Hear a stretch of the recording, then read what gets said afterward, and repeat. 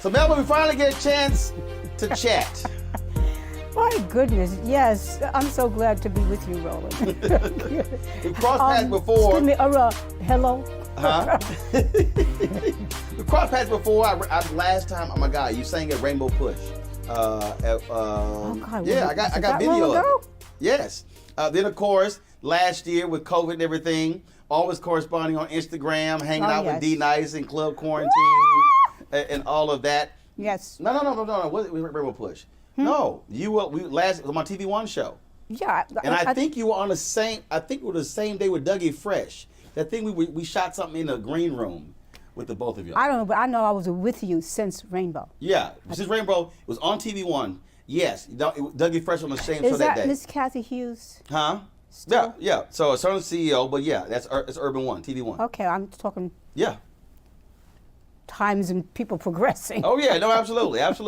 So yeah, because that's right. Because it was on TV One shows. How Okay, you doing? boss man, why are we here? Huh? Because you a newsman. No. What's that? No. See, I can do all of it.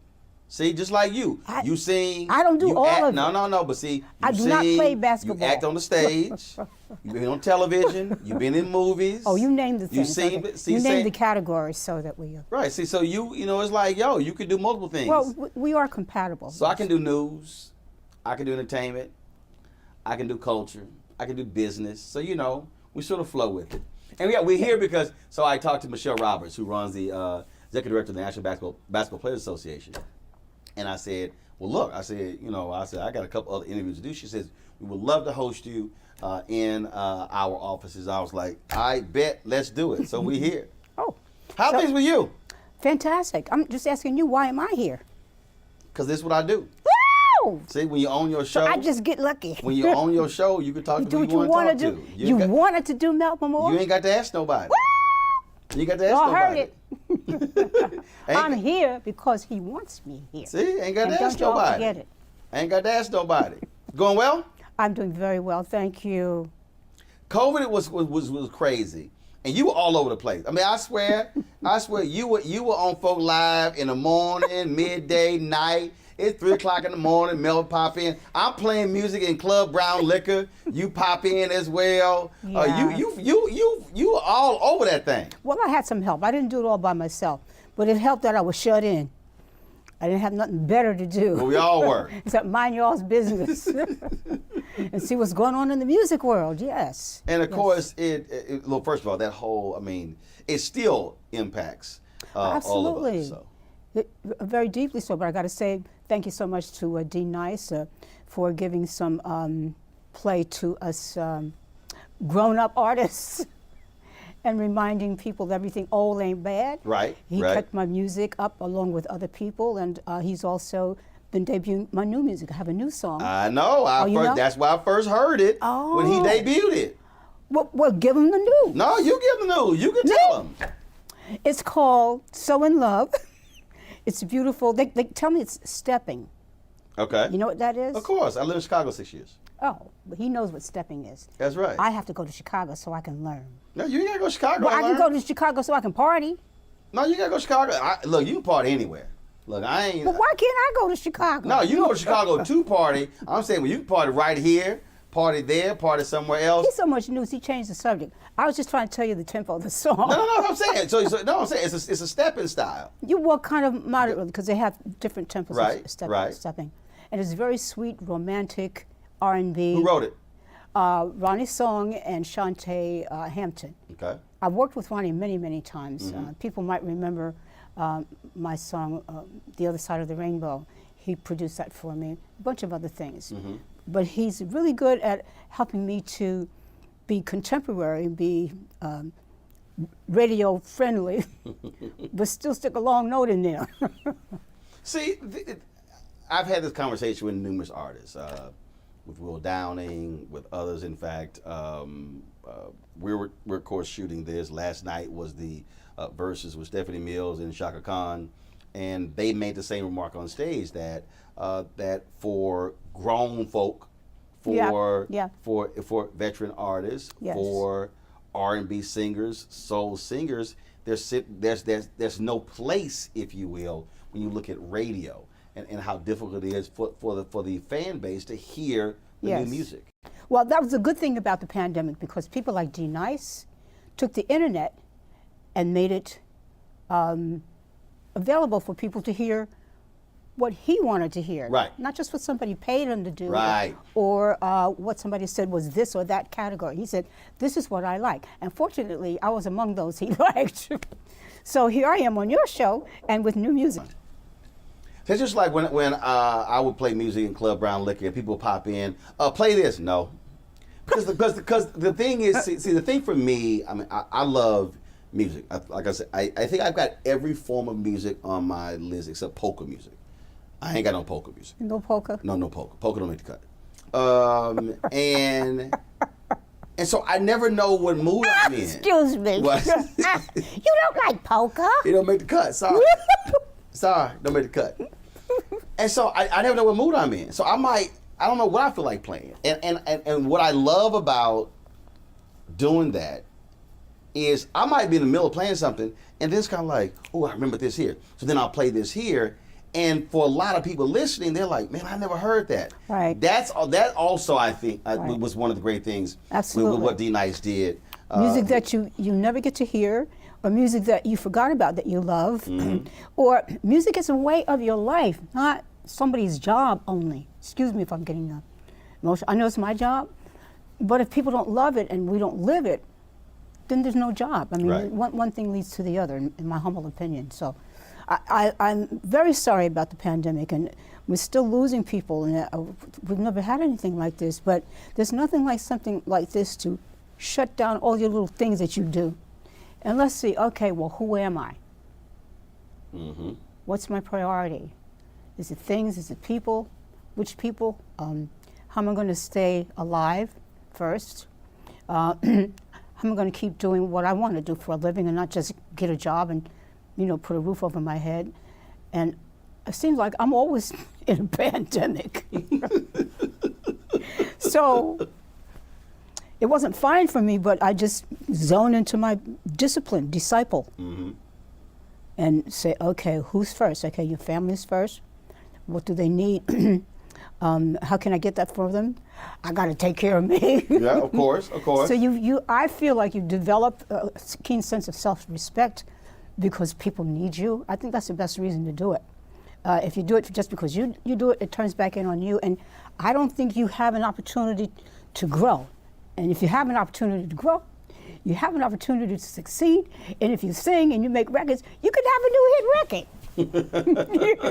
How's that for news? And for you, and the thing is, for you, and just for many veteran artists, it's you still want to put something out. You don't just want to, just sing a hit. No, there are still stories that you want to tell that are new and fresh, and it's not just a matter of okay, I don't want to do that. We're live, Right.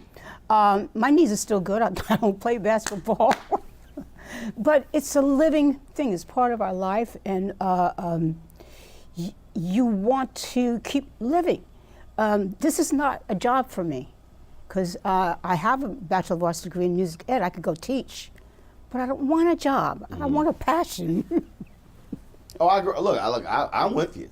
I know you are. Because you're in charge now, right? Yeah, but here's an interesting thing. I mean, really kind of like really, really, really in charge. Yes. Yeah, so you can actually kind of know who you are. Yeah. If you're always under somebody else's mantle, you know who they are and that part of you. Well, actually, you was already growing? I did me then too. So yeah, I did me. Yeah, because it was. I probably was my second job when I really articulated this. I remember we had a conversation and we were in the newsroom, and it was a sister. She was the job was minority affairs reporter. Basically, that was the Black Story job, and I remember we were in a conversation. Well, I guessed that when you said minority. Yeah. Whether we are or not, we'll call that. That's basically what the job was. Yes. And what's interesting about that, we were having a conversation one day, and we were talking about jobs and salaries and stuff along those lines. And I said, if I was given a choice between a job paying $100,000 where someone was deciding what I wrote, or I got 50,000, and I had the freedom and the flexibility to write what I wanted to write, I said, I'll pass up the 100. And we had this vigorous debate. People were like, what? Are you crazy? And I said, no, I'm not crazy. I said, but the reality is, the freedom and flexibility is important because you want to be able to stretch. You want to be able to do different things. You want to be inquisitive. You don't want to sort of be locked in. Right. And there's nothing. I'm sure it's not just you. I think it's a natural, I love God, so I say supernatural way of progression. Yeah. That's why, at least in America, I can't say for other countries. It's also gifting. I mean, when you have the gifts, you want to use them. But I think people are more gifted than we realize if we always pigeonholed. Yes, they're boxes. We'll see that, like, since I'm a mature artist in person, I have seen times now that when people get to a certain, what we call retirement age, you get another job because you need to focus, you need to function, you need to live, you need to grow. And so so I'm saying, you were probably just ahead of your time. It was this really. You want to be in charge of yourself, you know. Right, and that was the thing. It was understanding. Look, I want to go here, but also I think what it was, I never operated on that gave me validation. Meaning, I was getting ready to tell you that. Large newspaper. I could tell that by watching you before I even spoke to you. You can kind of see the wheels turning. So you have to think and choose. And a person who does that has a certain personality. Yeah, it's just, I just don't, for it's me. Not just outgoing, it's intelligent and it's, what do you call it? You interact. Well, you're not in some lane by yourself. No, like we're in New York. When I was in college, the New York Times, the Washington Post, and I said, no, I don't want to work for them. And a friend of mine who used to work at the New York Times, wow. he goes, what? I said, I can actually do great work wherever I am. You know what you remind me of? The first time I ever read a review of a play, because I didn't study theater, like most very creative black people, we kind of go do it anyhow. And I read the review and I said, why do they think I'm like Mahalia Jackson? Really? Yeah, that's what they compared me to. Mm. So I said, oh, I get it. Because they're white, male, they don't know any other black people. There you go. Yeah. See, I think what happens is many people are conditioned to think, okay, it's that thing, this is the big thing. So just like in television, it was sort of like people like, oh my God, you were CNN, but I never left TV One. And folks, yeah, but it's CNN. And I went, yeah, it's CNN. Well, don't forget. But that's also that's TV One. You're probably talking about people who watch you. They know what you said. And that's kind of what they take. They don't know the rest of what you know. Yeah, and I think it's that, and it's also just this. We think the big shiny thing is what's the greatest thing. Yeah. As opposed to, whereas for me, I fundamentally do believe that you can do great work at a small to mid-size newspaper or magazine. I think you have to. As opposed to. I mean, I'm just interjecting with you. I don't mean to cut you off. It doesn't have to be just a magazine. You can do great work on small levels. You must, because that's where it becomes personal. Right. It also becomes where you're in charge of this sphere that you call you, and you can determine if you're growing or not, or if it's satisfying you or not. When it's just masses, you can't. And you're actually competing You against get lost. yourself. You actually, I think that's really the greatest. We talk about competition. I mean, you may have people who say, "Oh, you're competing against this singer or this actor." I think the greatest challenger to you is really yourself. If your desire is to be the absolute best at what you're trying to do. You know why I know that's true? I didn't know how to. I try to audition. I always lose. So I stop auditioning because I can't compete that way. Really? Yeah, because in theater, for instance, and different things, They have casting agents. And the thing to do is you have a great agent, and they send you up to audition for everything. I never learned how to audition, so I always lost the parts. So your deal is, look, I know how to do that thing out there. Yeah, I said, you know what? Y'all come and see me do what I do, and then y'all put that on tape or something, then that'll be my audition. Because I could never compete. Wow. I mean, I'm competing, but I can't do what you do. How long did it take you I think that's what you're saying. Yeah. How long did it take you to realize that? How long did it take you to go, this ain't working? Not very long, but I was part of a system, so I kept going. But fortunately, I kept doing other things. So now it's accrued into diversity. I kept surviving. Go where they're going to pay my rent. Mm-hmm. And somebody says, oh, you can't do this, you can't do that. I had already done it. But somebody had paid me to do it. Somebody said, okay, we'll hire you.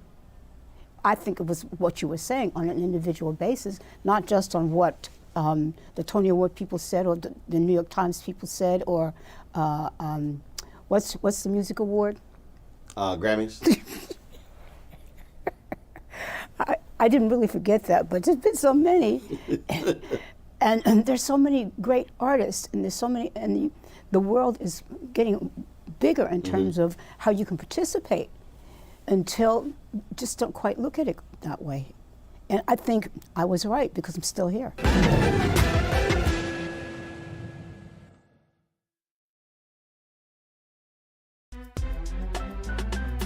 I'm Faraji Muhammad, live from LA.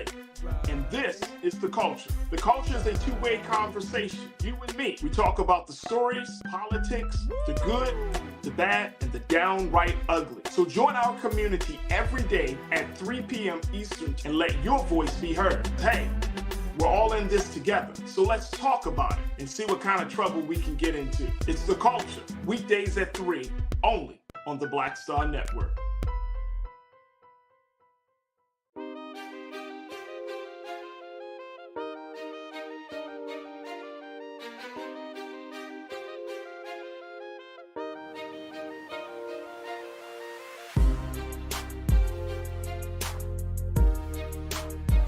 So, what did your agent say? Because it's always interesting when you are. I really do hate the phrase talent, but I do. Well, I'm grateful that they call me talent. No, I hate that word. And I guess for me, it's just. But I know what you mean as like a lower level, instead of an agent or management. Some people use that phrase also as dismissive, like, right. The talent, yes. He's talent, and like. The hell is this? Well, Roland, I've been dismissed so much I don't pay that no attention. See, now you ain't gonna dismiss me. Oh, see? Like, no, I can't. No, I just don't. But see, that's your gift. I have to say, okay, I'm gonna get you another way. And I'm gonna get you right here. I'm like, let me holler at you. Yeah, see, you do that very well. You know, I gotta go straight with it. Yeah. But see, the reason I asked about the agent piece because. But actually, I didn't answer you. I don't have agents. No, but at the time. So when you were trying out, I feel was your agent going, look, Melba, well, what's the big deal? And you're like, okay, I don't think you understand how this works. I don't think I had that conversation with them. I just kept trying and losing there. And so I said, okay, one of the things I learned is that when we started our company called Hush Productions, we couldn't find a manager for me, so we started to try to manage myself. And when we did that, we realized that I already had a Tony Award. We started to focus on music and recordings and live concerts and that kind of thing. So what we did is we got somebody in each field. Instead of having a stable of artists or talent, we had a stable of managers. Because nobody could tell me I can't do it when I already did it. And I wasn't the competitive type, so I said, okay, I'll go somewhere else and see if they'll hire me.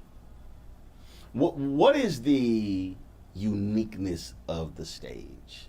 I mean, television, there's the big screen, but the stage is stage period or theater stage Broadway. Or Broadway. That's a completely different animal. Yeah, well, they have a style of writing the script and the stories. And of course, it's projecting. You have all kinds of electronic help, more so now. but I think it's projecting your persona. I think it's greatly that, because when you get on the camera, I was always told, you're too big, your eyes are too big, everything is too big.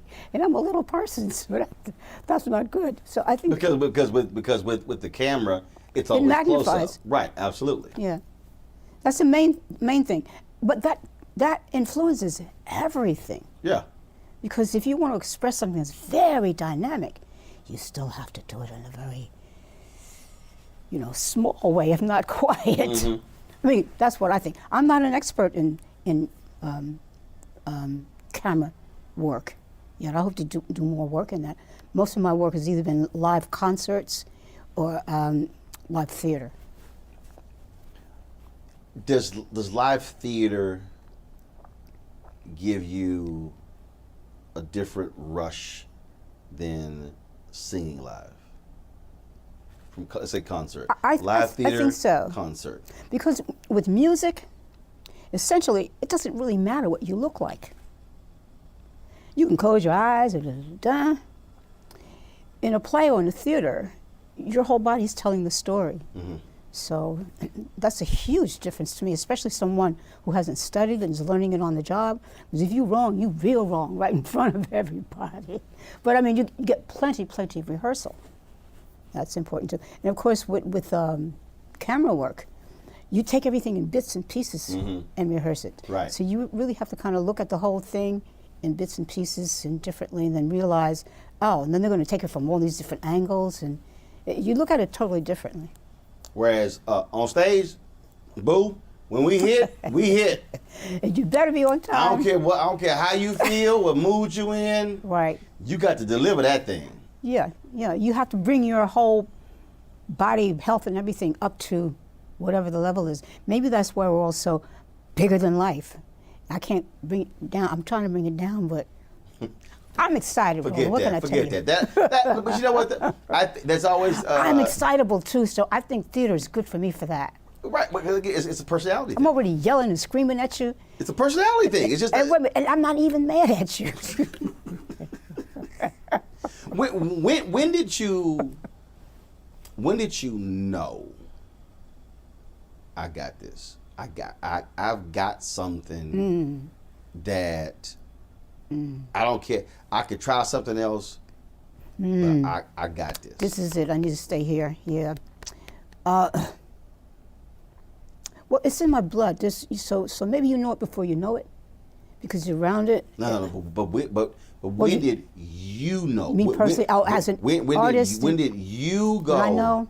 Oh, okay. I got this. Okay. I've got something. I feel like you're saying to me as a profession, not just as something that excites me and I want to do. I'm talking about when you, like, what age? Was there something? Was there a moment? Was there a moment where again, not others saying, "Oh my God, Melba, you sing great, or you do this great," where you went, "I've got something, and I know I got something, and now I'm about to do this thing"? No, because that's what I'm saying. The difference, say, between you and me, you have a very definitive persona. Something in your head says that.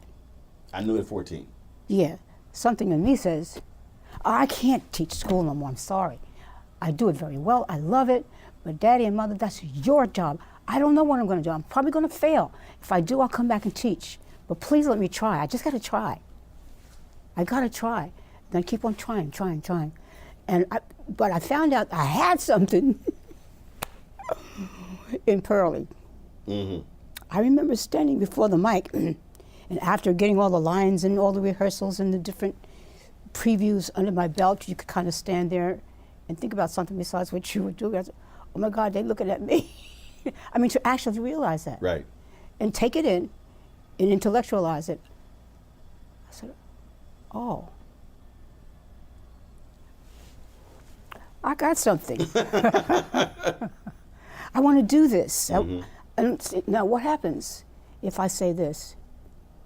It's a comedy, so they laugh. So also, they're laughing at the way I look. I'm good at this. It's happening on the job. Mm-hmm. So I'll keep this job.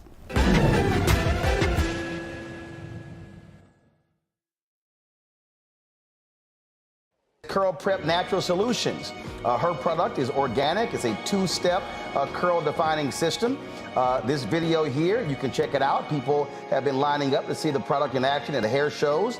When they take a seat to try it, they simply don't believe it is their hair. Now, you can, of course, access the products at curlprep.com. Curlprep.com. It works on any hair. It has two steps, sweet butter and sweet defining gel, both at curlprep.com. And parents, you can also, you'll love this system because you can comb the product through your child's hair with your fingers. And of course, our seasoned saints, they love the product as well. It has products that are great for twists, braids, locks, weaves, even those wigs and extensions. Folks, go to curlprep.com. If you use the promo code Roland, you get a 30% discount using the promo code Roland, lowercase R-O-L-A-N-D. Again, go to curlprep.com, curlprep.com, promo code Roland, 30% discount.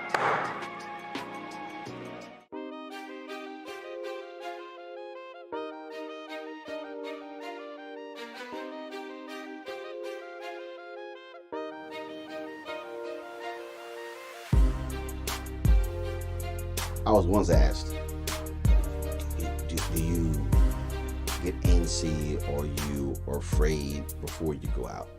I said no.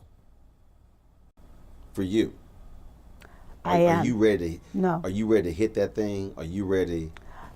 I'm going to do it, but I'm not ready.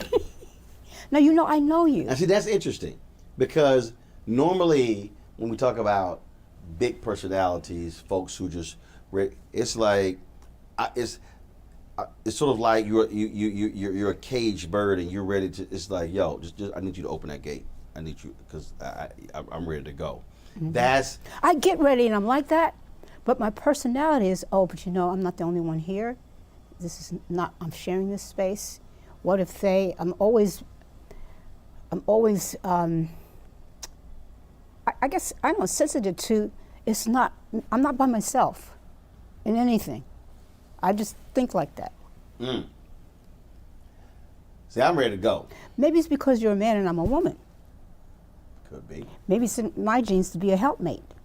I don't mean, follow somebody, but assist in a way, even though I'm in charge.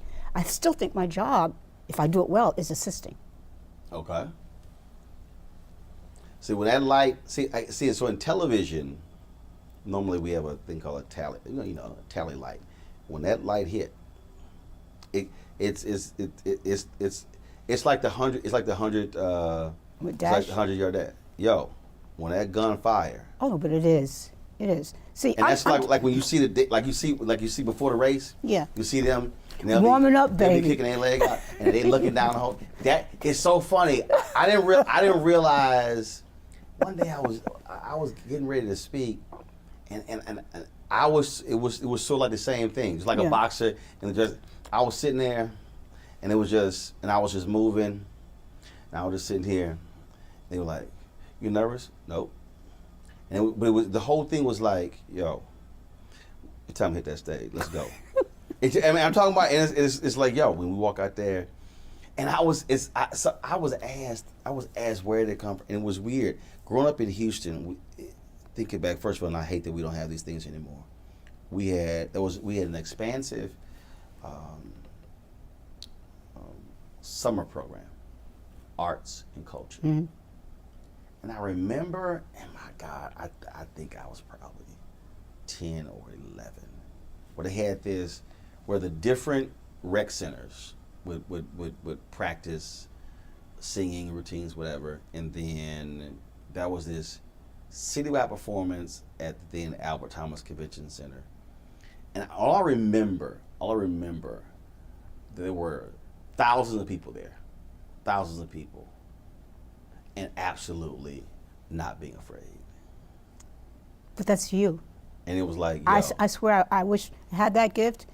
But some people are like that. That's a gift that you have. But see, now all of the getting ready and everything, well, I go to the gym every day. I like to run. I like to do things that make you breathe hard. Back in the day, I would rehearse my voice and stuff, but it's in shape because I lived that life. But that's when I do it, because I know that when it's time to go on, anything could just scatter me. you know, if I'm coming in here and I'm getting ready to talk to you and I don't know everything's all right, I'll say, I'm trying to just stop saying, so I just scatter instead of gathering. So I work at doing all these things that you got to do to put together, because you're already put together. Yeah, I'm ready to go. No, I'm never ready. We could be over here. You ever ready and I'm never ready. We could be over here just doing this thing, and then all of a sudden it's like this here. And literally, if go right into that, I envy you. That mode. I think part of that also because by being a journalist, I was going to say, you can be at a party and news breaks. You're not just journalists. You do hard news. If I'm talking about my hit record, I don't have to be as, responsible as you do. I could make a mistake. It's not the same thing. It's sort of It's like you're a warrior. Well, we have these conversations. We have the conversation with my crew a lot. And I use examples, and I really do think so much of it goes back to my grandmother had a catering business. And so much of what I do goes back to that because... Well, that helps too, that somebody in your family was actually in business. But the preparation. Yeah. Everything was the preparation. Yeah. And how you had to... When I think back, again, the week go on, we're getting ready for it. So we wake up in the morning. It's 6 a.m. My brother, we got to go pack the stuff. But it was always a trip because the wedding's at 1 o'clock. Wedding's at 2 o'clock. Wedding's at 3 o'clock. And there's a rhythm to that where you're doing this, you're doing that. But when it hits 12, you're 3 hours away. Right. And then it hits 1, and you're 2 hours away. Yeah. And then all of a sudden, it's sort of like your vision sort of goes... It's focused, and it's then tunneled. And then all of a sudden, and it's like you could be in that last hour, and it's sort of like movement here. Like that, like there's no wasted movement. I was going to say, not just movement, the final movements, and you've worked it all out. I think that I'm saying the same thing. My parents were entertainers. They were black entertainers. My mother was a singer. So they're all used to, somebody always actually, they worked for people. They didn't run their own business. That's why it's very important for me now and for me to pass it to my younger people and my daughter, because without the business part, understanding how it works, whatever your talent or art is not going to succeed. It's two sides of one coin. It's not two different things. If you don't have anything but yourself to take care of, you got to know what your budget is, what your talent is, or what the work is going to be, who's going to be your customers, where you're going to work. You have to structure all of that. That's what business is. That's what you got as a child. And so I still don't have it. But I know what it is. I know what was missing. And once again, I think the pandemic kind of showed people like me the things that you've been struggling with. Everybody's doing that now. You got an even playing field. Now let's see what happens with people like you. Let's talk failure, disappointment. Some people look at failure and disappointment as awful, horrible. I don't want to talk about it. I don't want to have to relive it. Yet others look at that experience not as failure or disappointment, but what did I learn from it? How have you dealt with failure and disappointment? Longevity. I never wanted to go through any of the horrible things that I went through. But every time I woke up and saw I wasn't dead,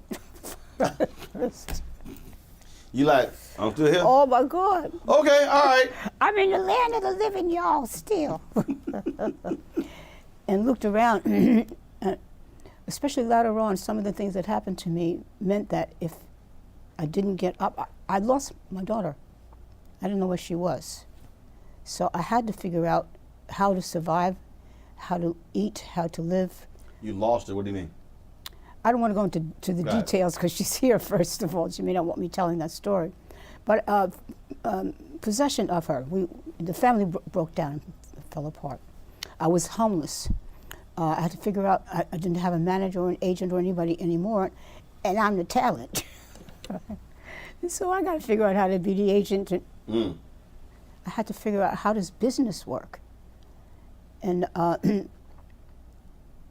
was so a fish out of water, like you're suffocating. So it's not something you can say, oh yeah, no.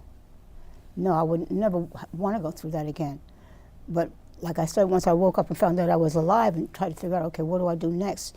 And I'll say, different people helped me. They helped me get back on the stage again.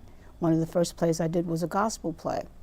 When somebody, it seemed coincidental, but I realized from these things happening, I won't go through all the details, oh, I believe in God, I'm right. That's the smartest thing I've done so far.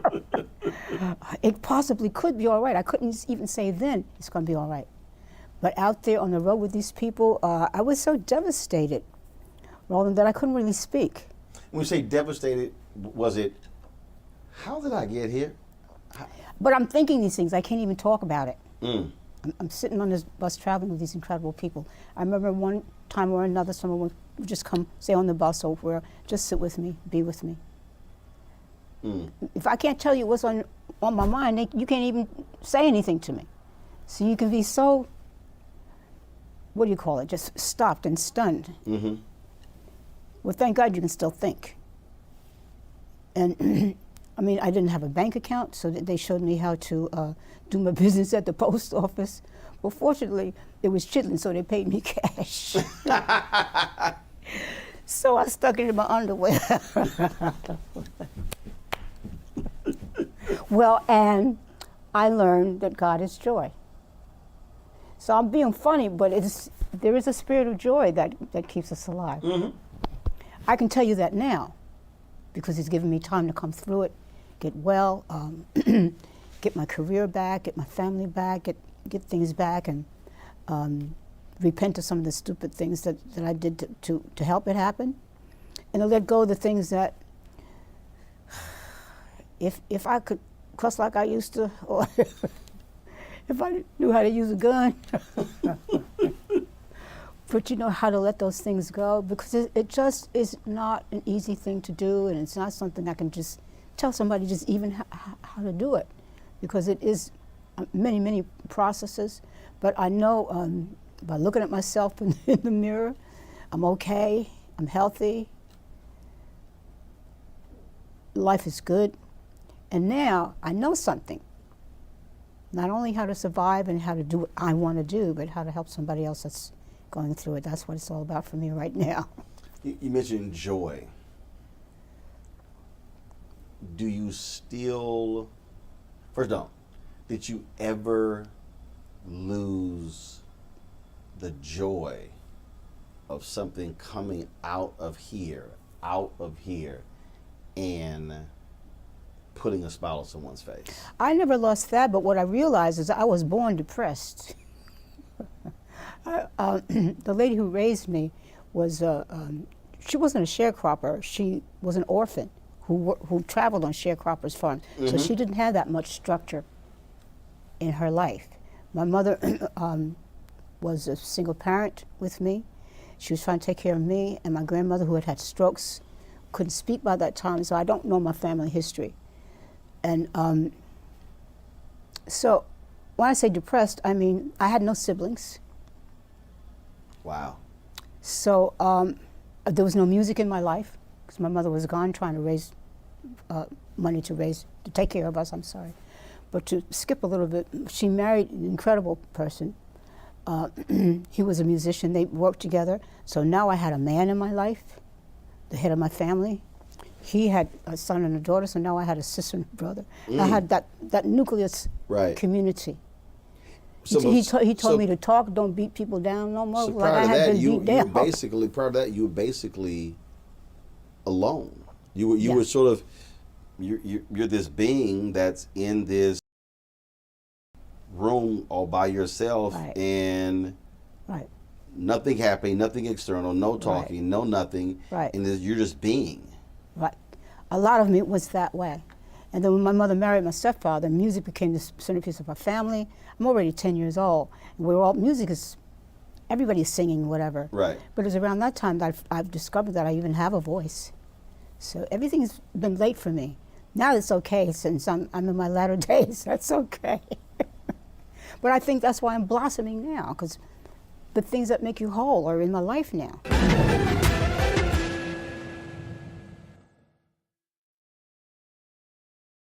When you talk about blackness and what happens in black culture, we're about covering these things that matter to us, speaking to our issues and concerns. This is a genuine people-powered movement. There's a lot of stuff that we're not getting. You get it, and you spread the word. We wish to plead our own cause.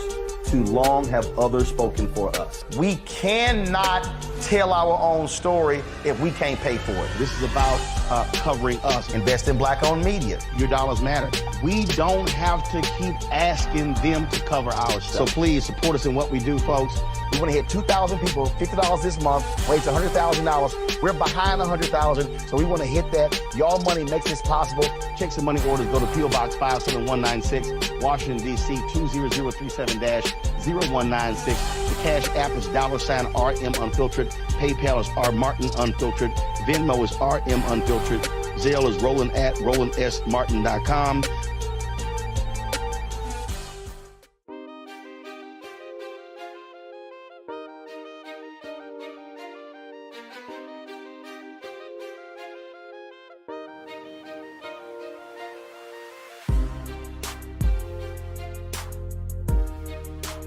As you were talking, as you were, when you say you were born depressed, there are a lot of, and I've had psychologists and others on my show talking about this here, and they often talk about the PTSD, the trauma of Black America. Yeah. And how it's... You're born into trauma. Right. And how it's not discussed, it's not dealt with. And I don't think many times we know it. Then people don't, all of a sudden they get to be 25, 30, and 35, and 40, then what the hell is going on? Happened? Not realizing that this thing predates them. Right. And of course, we can all trace essentially back to slavery. You're taken out of your family, out of your culture, you're traumatized, you're brought into a system of trauma. But I'm well. And then, of course, you go to the music business, and that's a whole trauma unto itself. Right, a whole series of traumas, yes. And that's a whole different But I feel like maybe that's why I was ready for music, whether I knew it or not. I can't compete, but I didn't give up. Mm-hmm. You keep fighting. You learn you're a warrior of some kind. You have, you talked about finding that moment, knowing that moment when you were on the stage with Pearlie. And so then you begin to transition to other acting roles, and these things begin to open up for you. Well, that opened the door for so many things, because the Tony Award, and it was so successful. It was the first black play many black people came to see after it became successful, and that took me into television. I mean, I did the Flip Wilson Show, B. Arthur, Carol Burnett, Tonight Show. It opened the door for me to go into television when still many black artists were not seen there. So it opened the way for me to go learn how to do television on the job. You know. Who taught you? Who did you learn from? Everybody that I worked with. Well, the first play I did was Hair, the Broadway show Hair. And I learned on the job there. And I wound up replacing Diane Keaton, because one of the black girls said, well, every time somebody tries to replace that role, you always choose a person who's blonde-haired and blue-eyed. How come a black woman can't do it? She said, why don't you let Melba try it? And I said, well, we just didn't think of it. And you were like, sister, appreciate that. Right, but that's what the environment was like there. And I got that job because I had stopped, I just told you, teaching school, but I was doing studio work. And one of the people I worked with was Valerie Simpson and Nick Ashford, and we did a lot of studio work. And one of the sessions was for the Broadway show Hair. They were still casting, and so they invited us all come down and sing for the director and the producer. So I didn't really audition for that, so So that's what I started. See, back to that auditioning stuff. Yeah, I still don't know how to audition. But why do I have to? I got the part. You're like, I don't know how I got it, but No. look at here, I got it. I'm here, so. How long did that run? Hair, God, it ran for about 10 years. I didn't stay for that long because my friend who told me to do the lead, if they gave it to me, she said, Mel, you don't know how to audition. Why don't you go around while you're on Broadway? Just go for some auditions and see if you can learn how to audition. But I was trying to learn how to audition, but I got the part for Pearlie. I was trying to learn how to audition, but I got the part. So that was like about a year and a half after I had been doing hair. So don't audition, you get hair. Don't audition, you get Pearlie. Right. And you like, you know what? This auditioning stuff is kind of overrated. But yeah, because after that, Jeffrey Holder did Timbuktu, and he wanted me, and he wanted Eartha Kitt. So he chose the people that he wanted for that, so I didn't audition for that. I also got to be the first black lady to do the role of Fantine in Les Miserables, because I was trying to do my own one-woman play in Hollywood, Florida, and a gentleman by the name of Richard J. Alexander, who did the casting for Les Mis, saw me and said, gee, I didn't know you sang classical music. I want you to do Les Mis. So I was auditioning, but my way. You're like, all right, I can do that. Yeah, well, I mean, you already seen me do it. I mean, the play is not very good because I'm not a playwright, but you heard me sing the song. When you... It's creative, you know, you're trying to figure out what to do, but because you really are where you're supposed to be, things do happen for you. As your career began to unfold, you're dropping successful songs, you're doing well, then decade changes. Oh, Lord, yes. And for a lot of people who do not understand this field, whether it's music, whether it's television, whether it's movies, Yeah. how that transition can be abrupt. I mean, I think about what was the crazy DJ in Chicago? I think it was Steve Dahl. You know, the night that killed disco, and where all of a sudden when they at Comiskey Park, they just tore up all the disco albums, whatever, and how it just led to this complete. We despise it. It just literally just overnight, and that's just one aspect. What about just radio personalities and DJs and how that continues to change over decades? What I'm saying is that how something can be so abrupt. Yeah. That you can just stop. And all of a sudden you're going, well, hold up, like I was hot. Right. Then all of a sudden. Right. It happened to me in a different way, but it's still the same thing. It'll happen one way or another. Everything has stopped in my life and my career, but I had these tracks. But everybody was using live bands. Well, I didn't know how to manage, so I just tried to talk myself into getting a job and see if they would hire me. Then after a while, something eased into tracks. But I didn't know that's what I was doing. But in the meantime, I was trying to figure out how to keep a roof over my head. But I remember in my mind thinking, I remember my parents and they're musicians saying, oh, well, that's never going to last.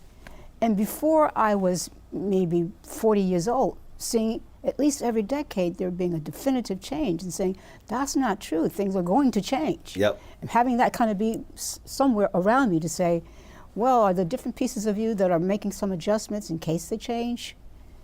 And listening slightly differently perhaps than you did before. And like, okay, when Motown came in there, that was the first, I think, electric bass.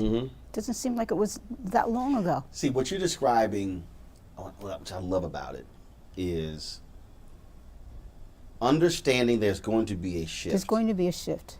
But being open-minded enough to know that when the shift happens, you don't get left behind. Get to stepping, and it's not going to be easy. Stay in shape. If you're not in shape, get in shape. Right. I joke a lot with folks, especially millennials who work for me, because when it comes to technology, people always go, you don't know that. Let your grandkids, let your children, let your nieces and nephews show you. And I'm like, they can't show me a damn thing. because for me, the whole point of when you're in this business is, for me, it's a constant state of learning. When you're in this life, that's Yep. what I'm speaking to. I Yep. guess one of the things Yep. I've realized by being the instrument, it's about living in all the different parts of other people's lives. Living and learning. Living and learning. And constantly evolving. And Yes. or as I say, you're never going to. What was it? Maya Angelou, when she was, someone asked her, they said, was she a Christian? She says, no. She said, I'll never reach the point where I am fully a Christian. She said, I am constantly trying to learn what that means. Right. And for me, it's sort of the same thing. It's like, it is. there'll never be a time whatever area where of you life know you're talking all of this, about, because there's something new. There's always something new, and thank God for that. Yeah, I mean, it's just it's not over yet. But it's the pursuit. But Yeah, to you have me, to it's pursue the it, joy. you said, We mentioned yeah. joy. Yeah. It's the joy in the pursuit of learning. And what I'm glad that you mentioned about that, I didn't have joy before. I got it. I caught it. And it's a part of, should be a part of everyone. But if you've been traumatized so much, you kind of lay it aside or you never get it. So what released you from that spirit of depression into joy? I believe it was Pearlie, because now I know what a comedy is. I mean, we call it a comedy, you're supposed to laugh. But what it's made up of, that's kind of the best kind of actor that I am. I learned that. And I said, oh my God, this is living. And it's wisdom, and you connect with whatever it is that people are supposed to be together when we don't even know each other. And you're white and I'm black, and you're sitting there and I'm saying, what the, but we get it, because it's alive. And so ever since then, that because it Pearlie- crystallized it, because I'm doing a job and it's a script and it has all these categories and names, and I'm standing there, I can observe it. Mm-hmm. I said, oh. And ever since then, you like, Yeah. all right, let's go. Right, and I'm saying it should be comedy. I haven't had that yet, but.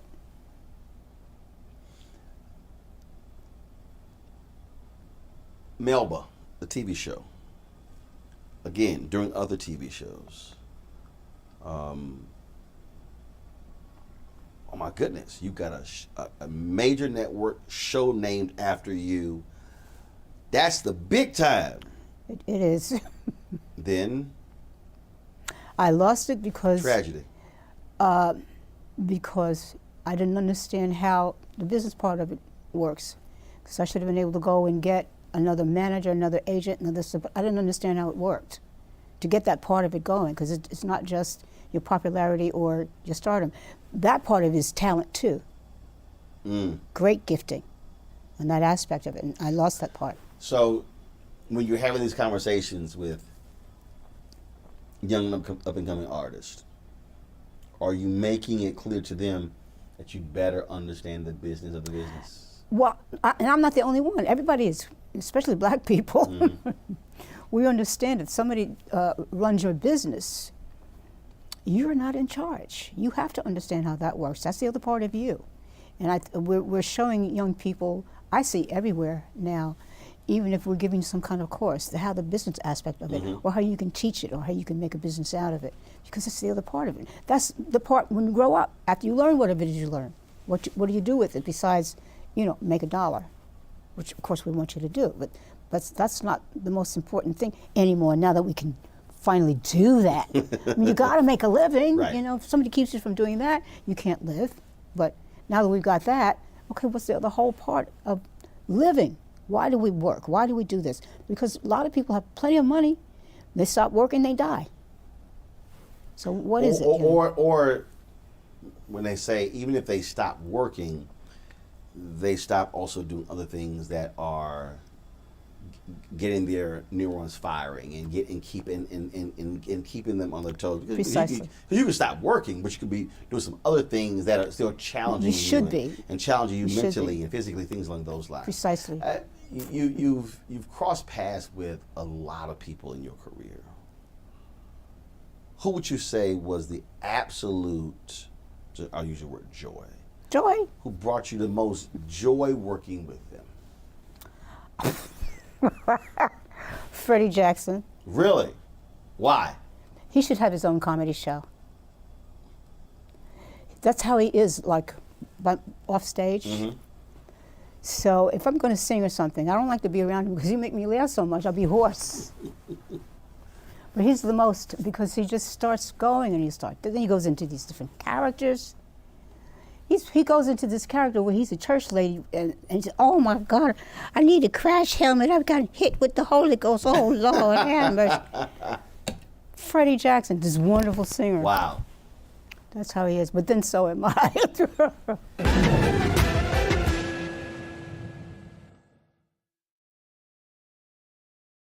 Hatred on the streets, a horrific scene, a white nationalist rally that descended into deadly violence. White people are losing their damn minds. As an angry pro-Trump mob storms the U.S. Capitol, We're about to see the rise of what I call white minority resistance. We have seen white folks in this country who simply cannot tolerate black folks voting. I think what we're seeing is the inevitable result of violent denial. This is part of American history. Every time that people of color have made progress, whether real or symbolic, there has been what Carol Anderson at Emory University calls white rage as a backlash. This is the rise of the Proud Boys and the Boogaloo Boys. America, there's going to be more of this. Here's all the Proud Boys, guys. This country is getting increasingly racist in its behaviors and its attitudes because of the fear of white people. The fear that they're taking our jobs, they're taking our resources, they're taking our women. This is white fear.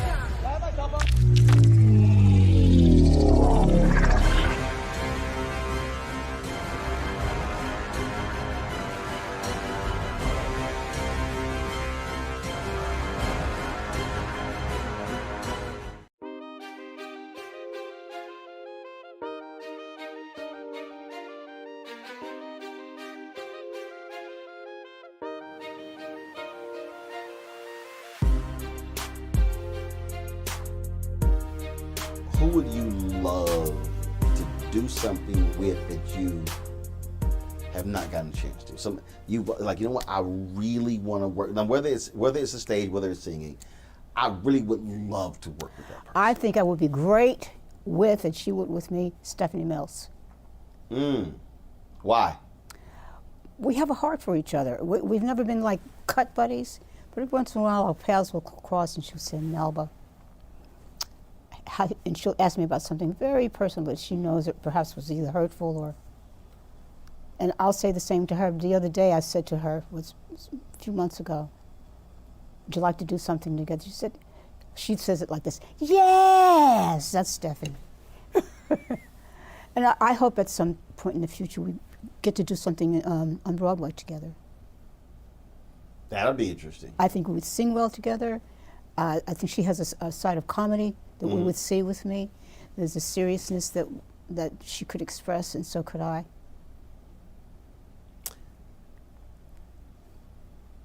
If you were on stage, and maybe it is Stephanie Mills, packed audience. Of course. You on one stage with the microphone, they on the other side of the stage with the microphone, and y'all get to go at it. Not in terms of like, I'm gonna beat you down. No, but but this person would bring and it could be male or female. They are gonna bring the best out in me, and they gonna make me bring my A game. I'm gonna make them bring their A game. We gonna blow this thing, blow the roof off. Who would that be? Barbra Streisand. Really? I would not have guessed that. Why? What is it about? Because her? I'm a fan. Did you tell her? Have you told her that? I don't know. I don't know if I have. Y'all passed cross before? She came to see Pearlie. She came backstage, and I saw this lady standing at my door, And I realized it with her. She says, Melba, how do you do that? Poinly? How do you? She tried to imitate. And that does sound like her too. That's Thank funny. you. That's Thank you very funny. much. Ah, thank you.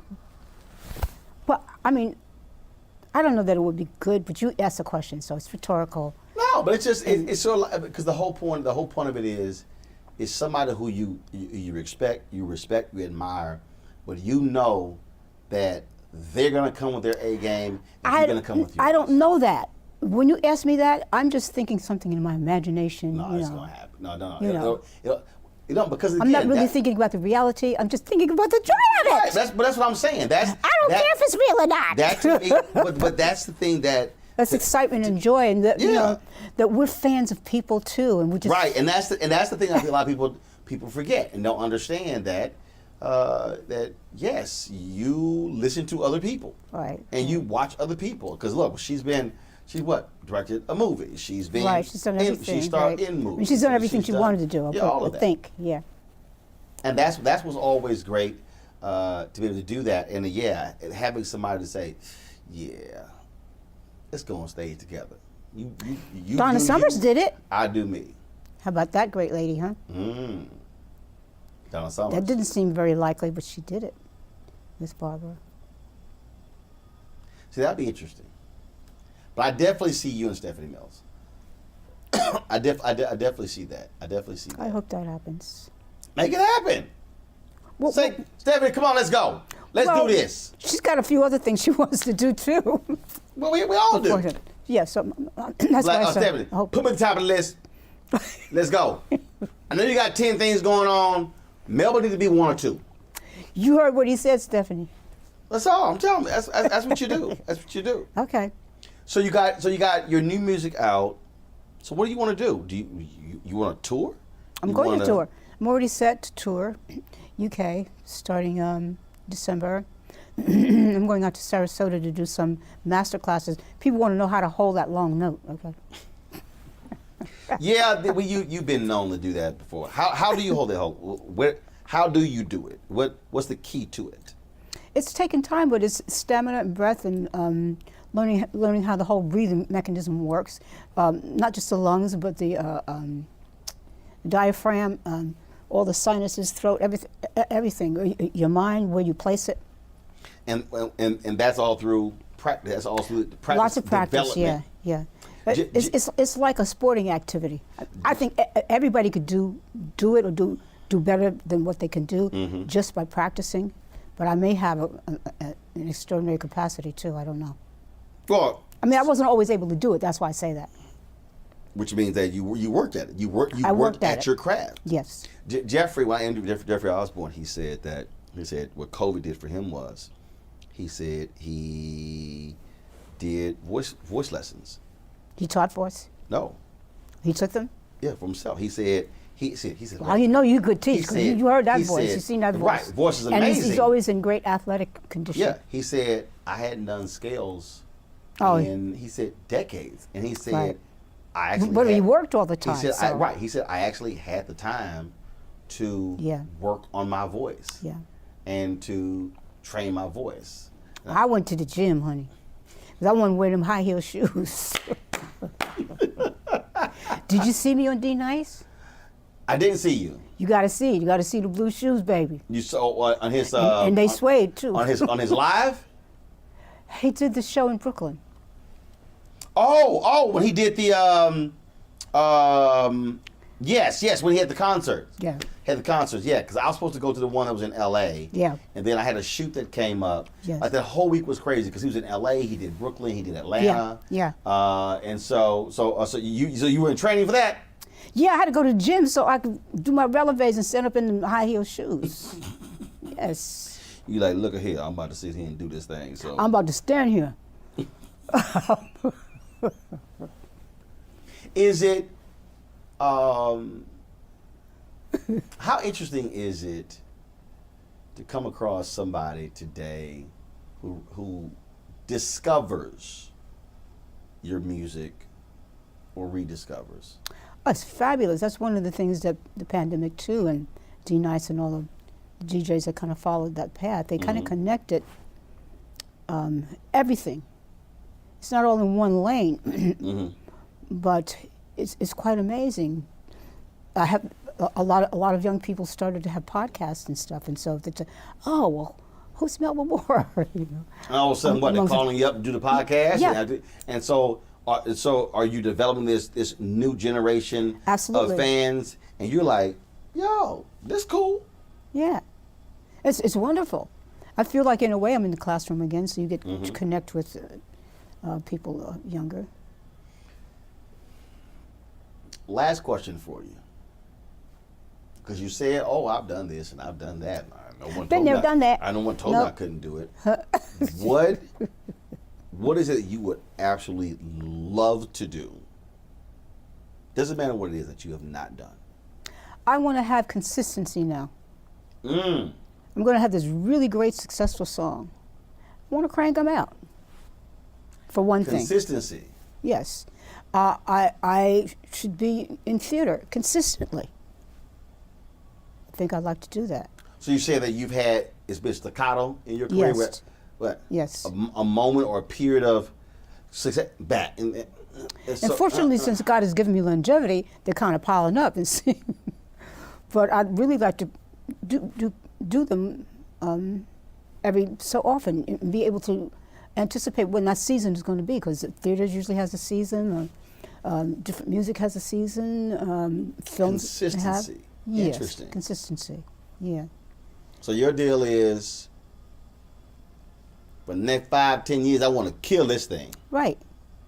I mean, what? Because that's what you do when you're successful, right? Isn't Betty White like 96, almost 100? That's a good example. And she turning stuff down. Well, that's the way it should be. It's not common, but I think I could do that. I mean, seriously, she working at a book, Yes. Yeah. That's what I like to do. Then after I do that, then I see what would I like to do. Right. There's always. Think of something. I don't know. There's always another. I've never done that, so. Right. It's always another thing. Always another thing. Yeah, I've never done that, so I like to do that. Say that would be success to me. You can do that when you feel like it, because you know how it works. Okay, put that there. Now, what is the mystery of life going to show me now? Well, I believe there's a lot more in store. To be inquisitive,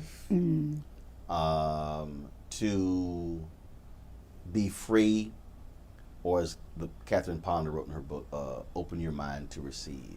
Oh, that's more than a notion to receiving. Yep. But also open your mind to receive. Yes. A bunch of people are it's being sent. But they're not receiving it. Because the mind is not open. The mind is closed. Yes, yes. Good chatting with you. Oh, thank you so much for having me. Always good. I think you can tell I had a good time. Yes, you're joy. Joy. So you ready to hit that stage? Yeah. All right. Good seeing you. Thank you.